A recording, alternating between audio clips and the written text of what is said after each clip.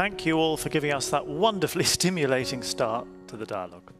So now we come into a new section where we look at the question of the future and looking forward. It's fun to speculate about the future, but what's the point? And how best should we do it? We thought it would be interesting to bring together some people to talk about that and answer the question, why look forward? And we have 4 people very well qualified to do that in the next panel. Frances Arnold is 2018 Nobel Laureate in Chemistry, and she's currently serving as co-chair of President Biden's Council of Advisors on Science and Technology. Stephen Chu, 1997 Laureate in Physics, served as Energy Secretary in President Obama's administration. And Anders Sandberg, who is a senior fellow at the Future of Humanity Institute in Oxford, comes from an institute which concerns itself uniquely with questions of that influence humanity and its prospects. Bringing them together in discussion is Helga Novotny, Professor Emerita at ETH in Zurich. And Helga is a social scientist looking at science and technology, and she is very concerned with the questions of prediction, as exemplified, for instance, by her 2015 book, beautifully entitled The Cunning of Uncertainty. So, thank you. Over to you. So to respond to the challenge that Adam posed to us, why prediction? I think the answer has been given by humanity from its very beginning, because all of our ancestors wanted to know, what does the future hold for them?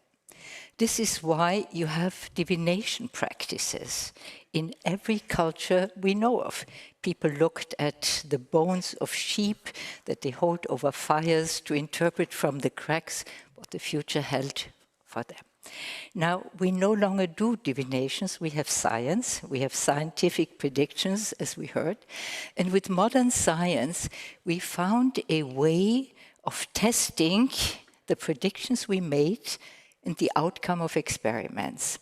And since then, we have scientific predictions that have expanded way beyond the scientific experiment into all kinds of societal issues that preoccupy us. But there's one crucial difference.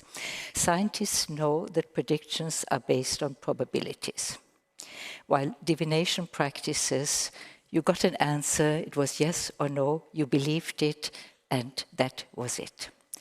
And so the first question we want to discuss here, and I will turn to Stephen to give us the first spark for an answer, is we are using, and we are in desperate need of scientific predictions to deal with the crucial issues we face today. It's climate change, it's the pandemic, it's a lot of other issues. But we also experience there is this gap between what we know, what science tells us, and how our leaders, but also all of us, act in daily life.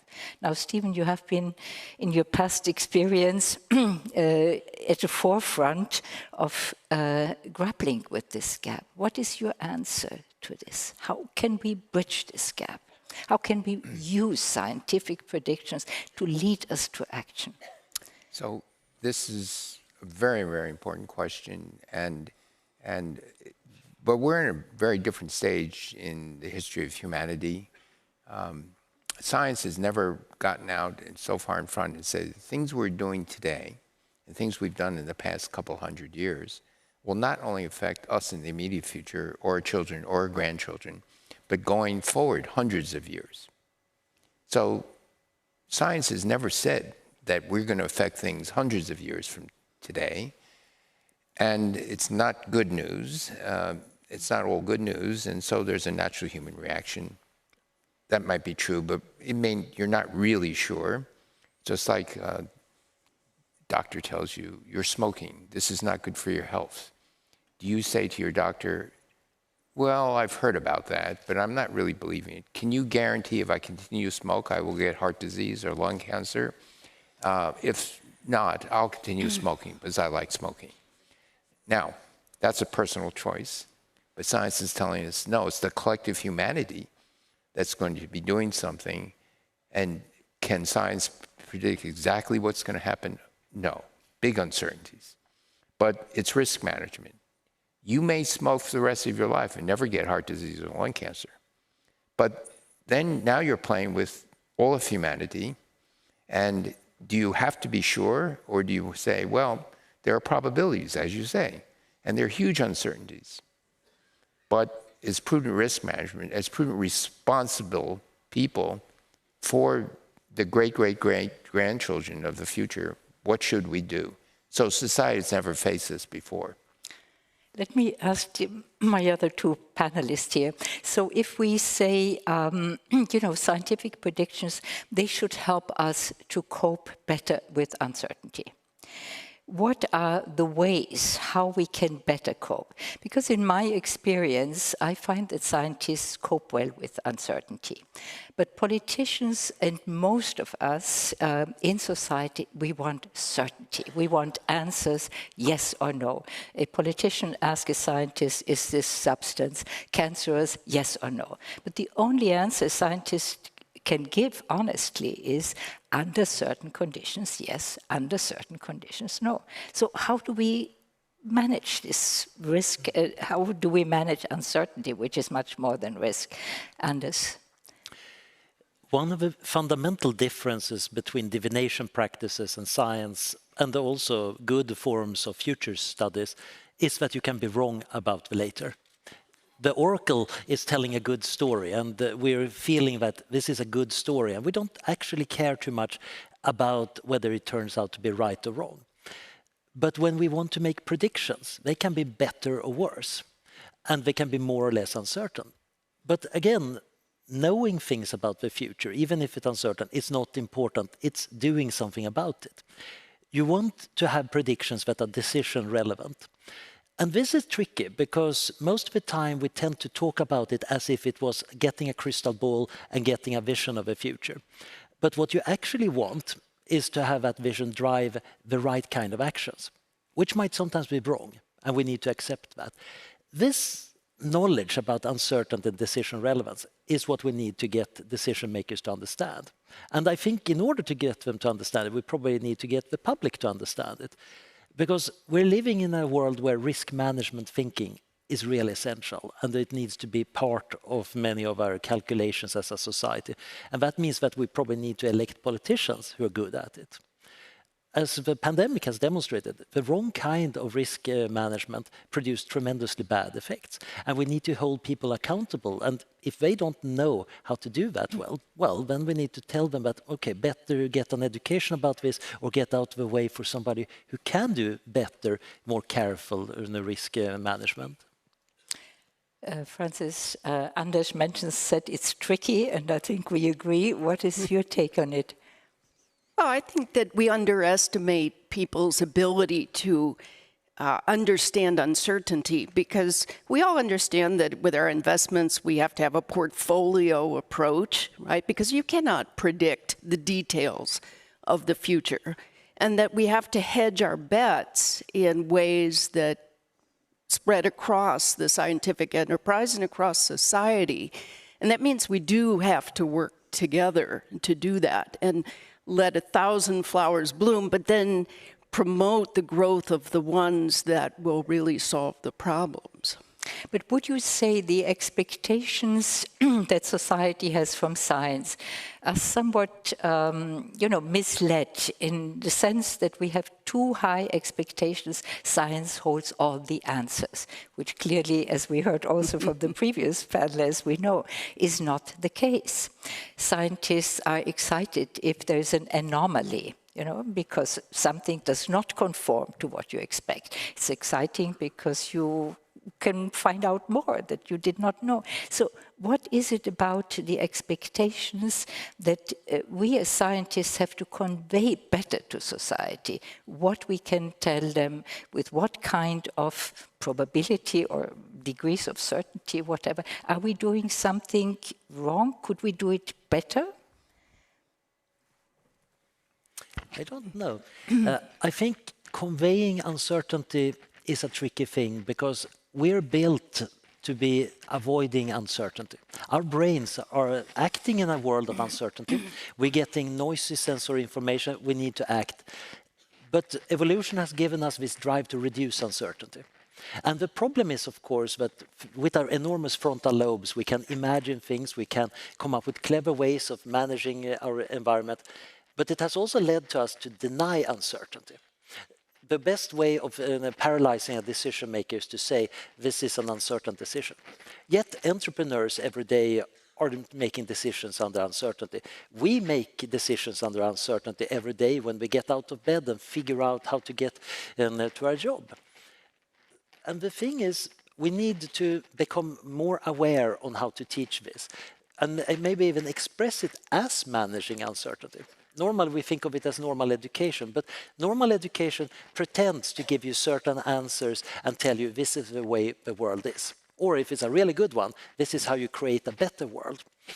And I think that might be the way forward, because when we think about our own actions, then we might be recognized that I need to try different things. I need to look around and see among the thousands of flowers which ones are actually working, which ideas am I going to copy.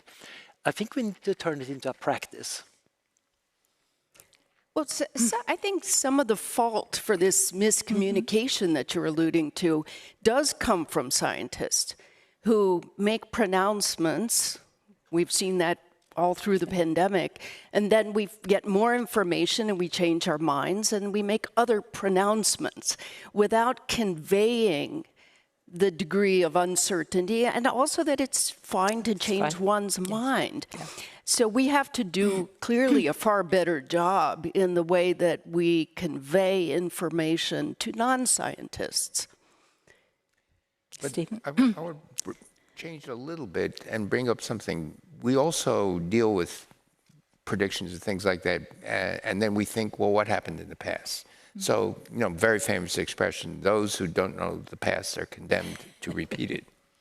And so I'm going to link that with the need of humans to have certainty, to go to a politician or a fortune teller and say, this is what's going to happen. So I was reminded of a favorite cartoon of mine. There's a soothsayer with a crystal ball, and there's an anxious woman looking. And then the soothsayer says, you will make the same mistakes you've made in the past. Not just once, but over and over and over again. And we're good at that because we forgot about the past. Well, and also, though, the future becomes more uncertainty because the problems that we're dealing with are such high complexity that our ability to predict, right? What do they say? If you don't know where you're going, you'll end up somewhere else, right? Yes. And we don't know where we're going because the problems are so complex. We don't know how to predict them even a year out, much less 10 years out. And we use models that themselves bring in even more uncertainty than our experience. But on the other hand, there is also a probability, for example, in climate change, if you don't change direction, you may end up where you're heading. And so there's both of these things.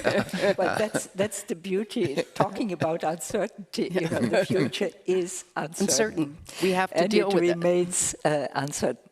But let me move on in our discussion here to the way how very often the public now is being bombarded with all kinds of speculation what the future will bring, some of it based on certain models, there are other models and so on, and we know the complexity of it all. But very often we end up with a kind of, I call it a trap, between a utopian vision and a dystopian vision, and nothing in between. And the utopian vision very often is fed by kind of techno-hype or techno-optimism. We invent the next technological fix, all our problems would be solved, I simplify. And the other one is the apocalyptic vision.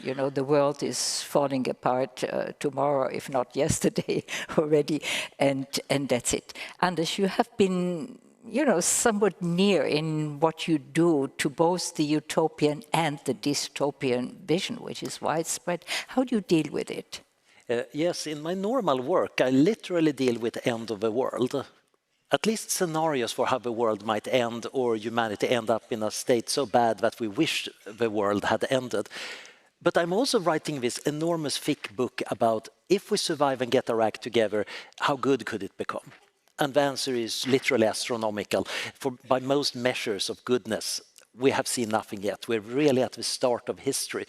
So if we don't flub it right now, the future looks very bright, except that it can go really terribly wrong.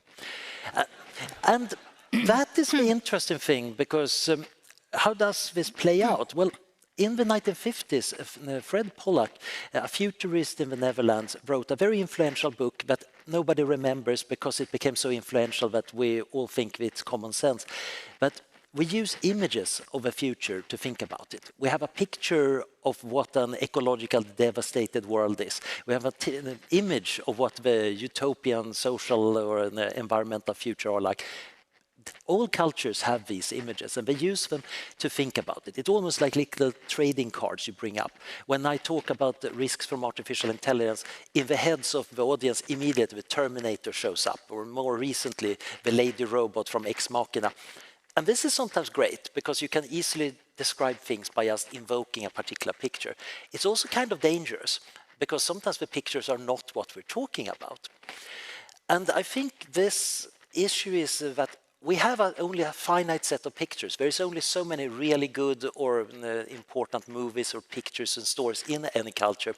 So we don't have that many choices. So when people start talking about the future, they grab the standard utopia or the standard dystopia. But if we look at how the world actually is, it's of course this absurd mixture. We're living in a world that is simultaneously massively utopian and dystopian at the same time, and it mixes. It's not like oil and water. It actually emulsifies in this complex world we're living in. And this is a real challenge, of course, if we want to think well about the future, because getting a mixed future, that is much more uncertainty. And I think that gets back to the original part of this discussion. We reduce uncertainty by assuming everything is bad or everything is good. But that is not very likely to lead. It's a very dangerous reduction, you know. Yes. And we don't want to end up there. You know, the future, talking about the future, to me seems like a big projection screen. And depending on the mood that people are in, we have a cultural repertoire. You call it the images or pictures. I would say we have a cultural repertoire, and then we project it. But what we project very much depends on the state in which we find ourselves. And there are more optimistic and more pessimistic phases we go through. And right now it seems we are in a pessimistic downturn. You know, we see the economy, we are in a inflation, recession is coming, we have geopolitical tensions, which are really frightening, and so on. So how can we manage this? Or, you know, do we have to wait to be able to come out of this again? Well, I come from Los Angeles. The film industry always wants to talk to scientists, storytellers, and it's very easy to tell a story of everything that goes wrong, of scientists run amok, experiments gone wrong, too much power, too little wisdom. But it's so much harder to tell a story of tragedy averted. But that's the scientist's possibility, right? That's the story that we have to learn how to tell by doing, by creating the future. And all scientists are optimists, except for maybe you, but because how else would you go into the laboratory and work away trying to discover something that you're not even sure is there? I mean, we have to be optimists, but we can create the future, right? You might not have anticipated the internet, but the creators did. And I might not have anticipated vaccines in a few months, but the creators of those things did see that future and then work together to make that future happen.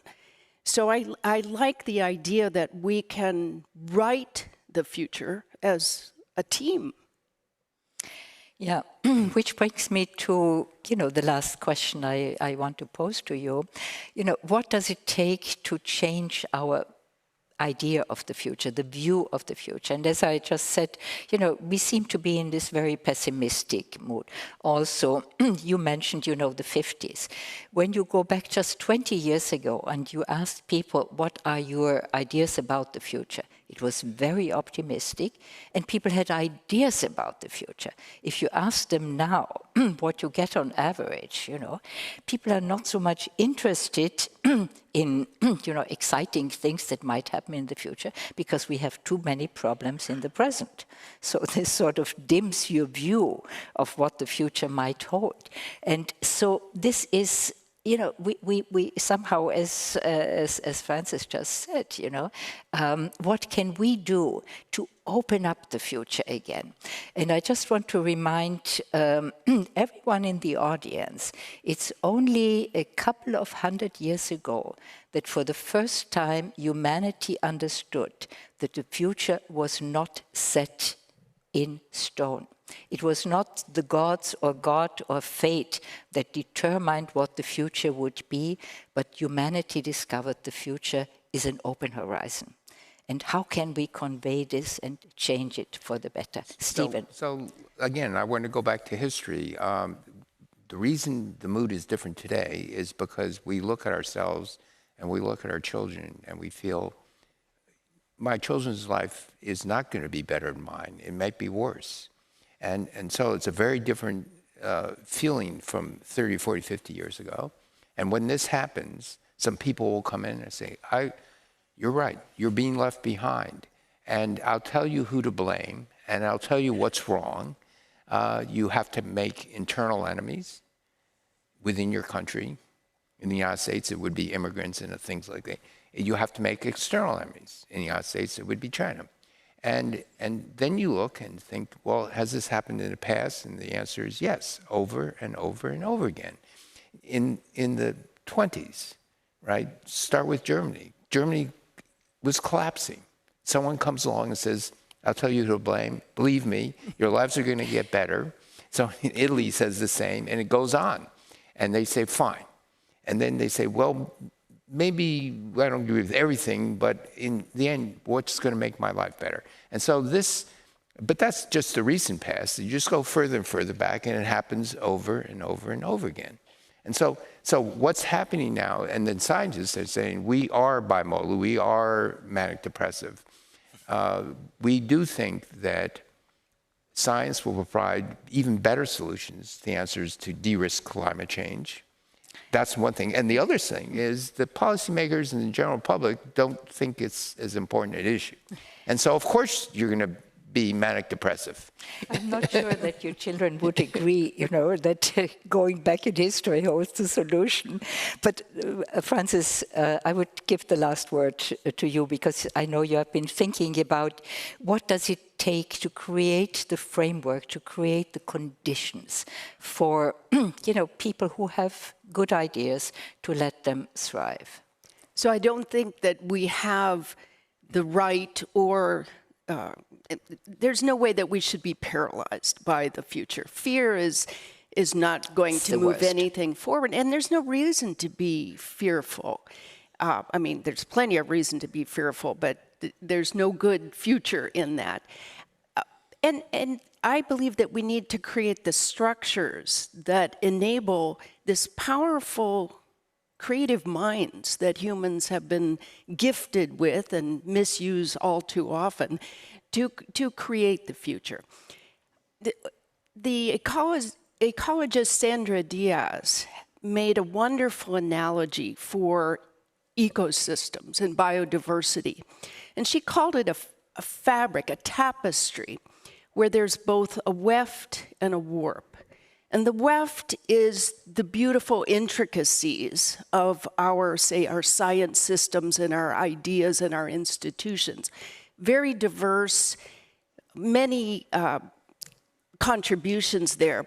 But without the weft to make it strong, we don't have a resilient system. And we have to have a resilient system in order to move forward in a constantly changing and adapting world.